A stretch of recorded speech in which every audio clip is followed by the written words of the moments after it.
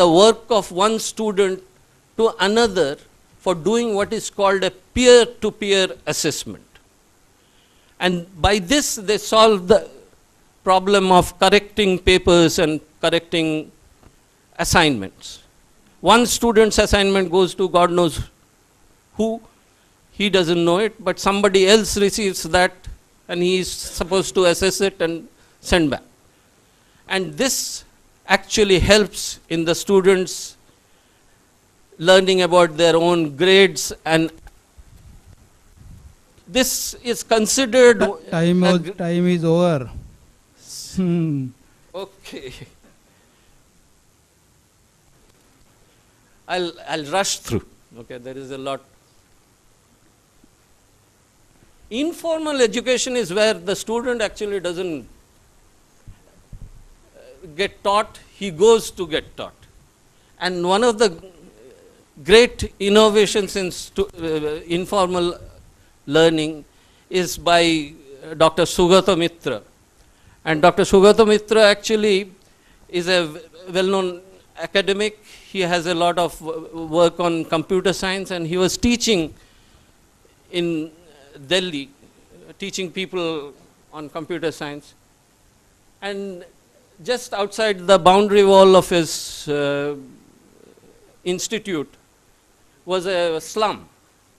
And all he did was cut a hole into that boundary wall, put a computer there, okay, and just left it like that.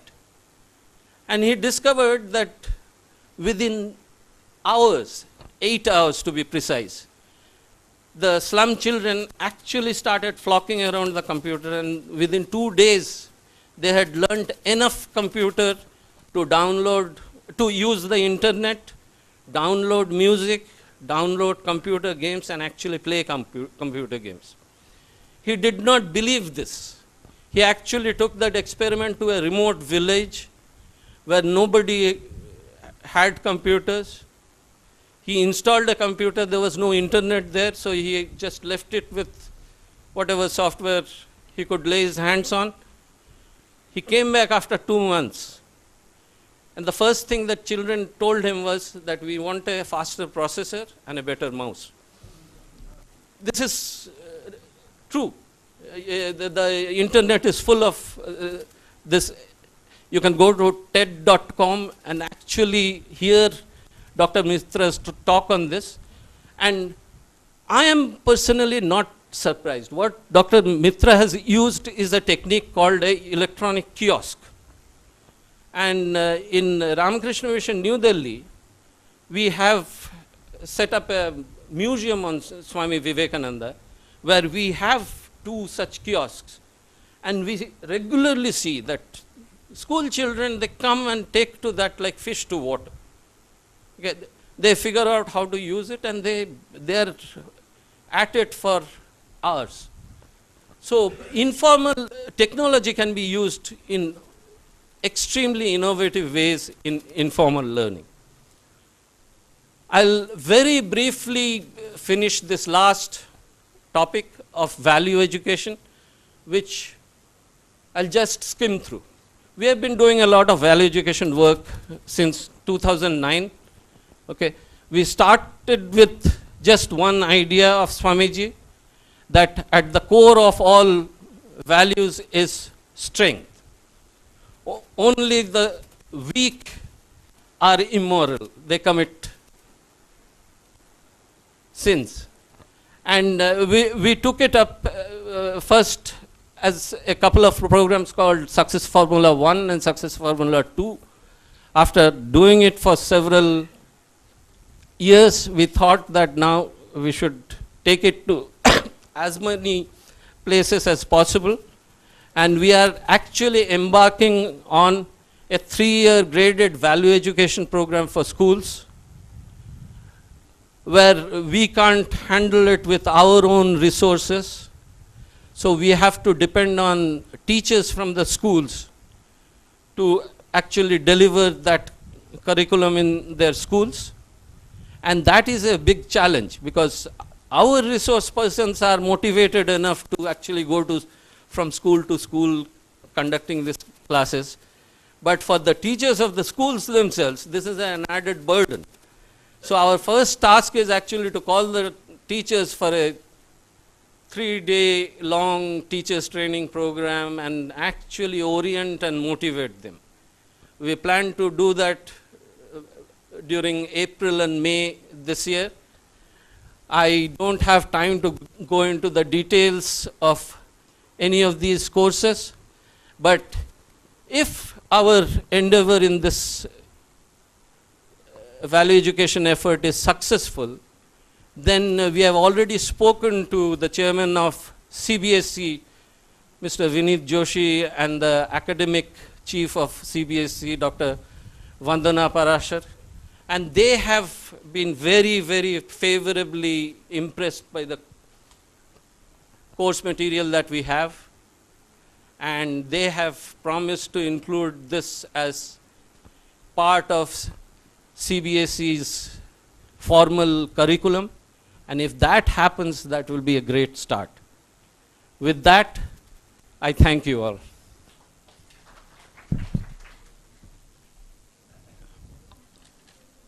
Now we have question answer session. Do you have any question? You can ask. There are 2 speakers we have just for 5 minutes. We will have question answers and then we shall conclude this session. Obviously. Questions on East and West. It's not any predictable position that he takes. So my question and comment is that isn't it in a way ironic that in many of these conferences we keep quoting Swamiji and repeating like parrots many things he said in a very uncreative way. You know what they call reification in Marxian He himself vocabulary. wanted his disciples to question him. Don't accept anything without. He himself fought with his own guru, you know. He says, I fought for 6 years Right. before he accepted Sri Ramakrishna. He told his disciple Nivedita. Exactly. So what I'm trying to say is that in the name of Swami Vivekananda, we are doing something that he would not have approved of, which Exactly. is being Maybe. uncreative repetition, which is closing the mind, and instead, I mean, the motto should not be do as he says, but do as he did, which Exactly. is such a big challenge. He has become a role model for us to I mean, I'm just not saying the just role in the model. sense, It's like to yeah. keep the flame of creativity burning bright, you know. That's what we ought to Yeah, do. we But ought to do. what But- we often do is, in his name, we keep repeating things, Exactly. and in a sense, we don't know him at all. We fetishize him. And I think that your paper gave that suggestion that you have to really go deep to understand. As you said, he didn't work things out, he just saw things. So I'm saying that we should think about the unknown Vivekananda, not the known, understood, digested, reiterated, and parroted. Thank you. Exactly. Because we are taming him, you know, and we are making him like us instead of our trying to be like him. So, I think you have just made a suggestion. There was no question as such. Self-answered. Anybody? With due respect to everybody, I am just asking a question to Madam Dr. Uma Bala. Actually, Mr. Bala Subramanian has given me the courage to ask this question. He uttered once that after almost 19 months, 19 years, in 1999, still women's women's freedom. Brief. Women's freedom is not practicalized in government sector. Emancipation of women. Purushartha dharmaksha kama murtha. Moksha. Moksha is the ultimate.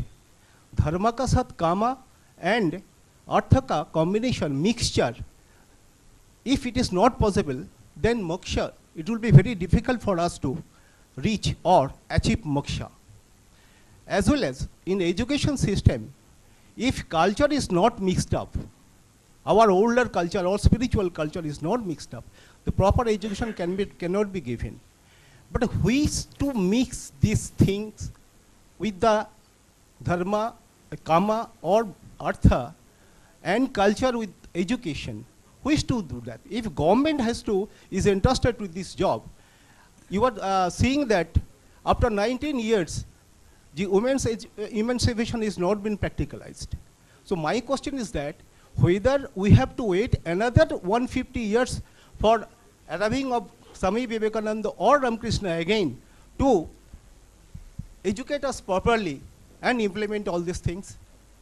You see, we have all these ideas with us. Now no need of blaming government or anybody. Yes. Let us start from ourselves.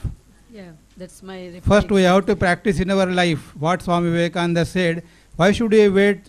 We should think that not government, what government is doing for us, but what we are doing for country. Ourselves. Always we have to think like that. What I am doing, am I contributing anything to put Swamiji's ideas in practice? Am I helping at least 5 poor students? So we don't want to do anything, everything we want to put blame on the government. That is not the right way. Swamiji wanted us to work hard. So let us start from ourselves. Why to go on blaming government or this or that? Swamiji has given plenty of ideas. So we have to put into practice, and it should start from our home itself. Then only country will grow. Instead of blaming others, only finding fault with others, that is not going to help. Now we had nice 2 talks today, and Swamiji's vision of future India, the great India, how it will rise. And we have, Swamiji has told us we can do it. We have to take the help of modern technology. Yes, it's a blessing. But only thing is we should know how to utilize it. Swamiji wanted all these things. He said to develop our agriculture. We must have scientific approach. Otherwise we have such a fertile land. Only our farmers, because they are ignorant, they don't know the modern methods of cultivating land. So when all these things our people will learn to utilize, use in their life, then in every field, industry or agriculture or business, in education, in every field, when we combine these 2 forces, our spiritual force of India and the science and technology of Western culture, then you will see that how India will grow, and it is definitely going to develop. Because only thing is we should have little discrimination. Now just now he has told in education also we need electronic media, because Swamiji also was for that. He said go to villages, take with you globe and map and all these things. Visual, that is a very, you can say, easily we can capture the minds of youngsters. So audio visuals, only giving lectures will not do. So we have to show so that they can grasp in short time. And we have got, you see, Puranas, Vedas, Upanishad, everything can be shown through media. It is not that only negative things. We have to show positive things also. So if we utilize this media for the betterment, certainly we have to think twice and we have to plan out what should we give. First we should have to check out the plan. When the other people, the film industry and businessmen, if they are utilizing it fully, why not we also can utilize? But only the men of character, men of dignity, men of spirituality, they should come together, they should work out the plan, and they should suggest. You see, now in Maharashtra also there is e-learning. So here there are many schools, Jilla Parishad school, and the poor students, they cannot go to schools, they cannot go to the good teacher. So in one place mathematics will be taught. All best teachers will be invited there, and all schools are connected. ZDP schools, they are connected with that e-learning. Sitting in classroom, they are listening lessons from highly qualified persons, and they can interact, they can question. So this media has got a very important role to play in our development, the country's development. But only thing is we have to be careful so that we should not become mechanical. At the same time, we must inculcate values, selflessness, love, service, dedication. So when these values are combined with this modern education and modern media, certainly India is going to be a great power in the world. Only thing is we must teach our students not only to imitate, not only to grab whatever is given, but think and then take whatever is useful. That is what Swamiji wanted. So development of heart and development of brain. So we will get intellectual exercise through all these things, but at the same time we must help our boys to cultivate devotion, to develop heart, compassion, love, all these things. If we can give them through this modern, you can say, the gadgets, certainly within short time we can learn everything, and then we can develop a power of thinking a power of discrimination, and we can build a new India, and it is going to happen because Swami Vivekananda was very modern. He had that modern outlook. He never say anything wrong. But only thing is, he said, take whatever is good from them, because we need science and technology. Without that, we cannot develop. So take whatever is good from them, just like weapons. You see, earlier we were only fighting with arrows and bows and swords. It's not possible. When we are living in the country or the yuga or the age where everywhere there is competition. So we must be equal to others. The Swami Vivekananda said, the day we isolated ourselves from the other world, that is a Kala Pani, we should not go beyond the ocean. So the India's fate was sealed. So there should be, you can say, the take and give. If we have that approach, take whatever is good from them and keep whatever is good with you. Preserve it, protect it, and spread it, assimilate it, and you will see a wonderful human beings will come. We have such characters in India, Abdul Kalam. Though he may be a great scientist, but he has got spiritual background, and how much he could contribute. All missiles and all these things you get only because of such personalities. So when we have this understanding, certainly great people will be born in this country. They will do wonders. The whole world will look towards India for everything, whatever is good, whatever is moral, whatever is ethical.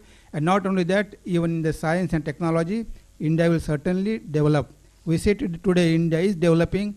In other countries, we have our scientists, we have our doctors, we have our engineers. So it is a very brilliant mind. Indian mind is very brilliant because it has a spiritual background. Because original thinking, imagination, all those things are there. Only thing is, little help is required so that we can awaken that power in our boys and girls, and they will do wonders. So I think the time is over. We will conclude this session here. Thank you. I hope he's amply answered by you, Swami. Me. Is this on? Excuse me, Maharaj. As an American and a Westerner, I've been attending your conference since this morning.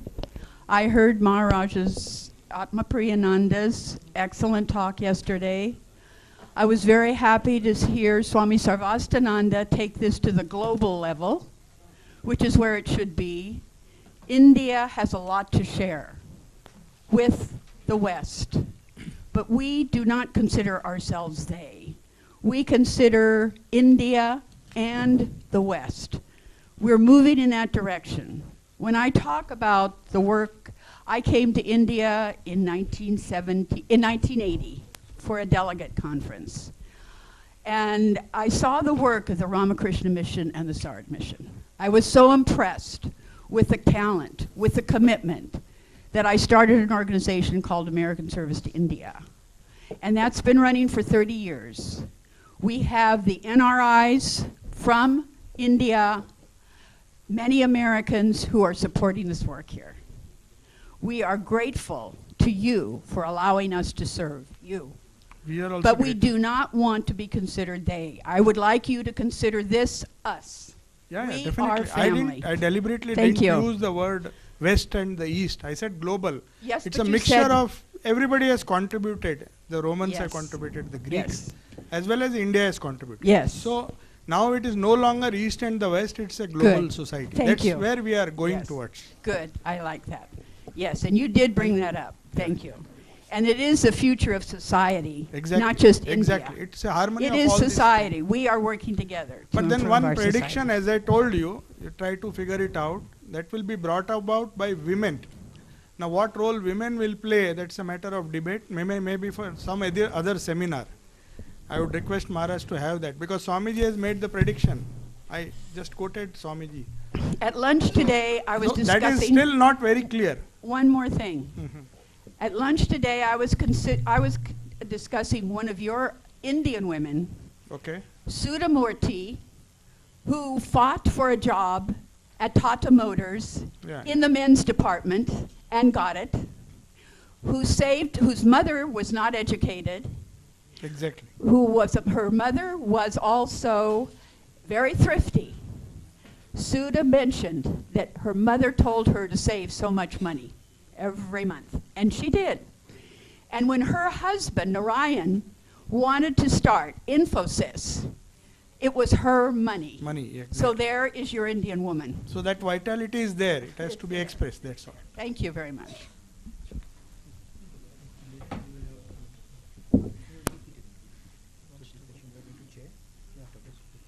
Yes, I'll interrupt.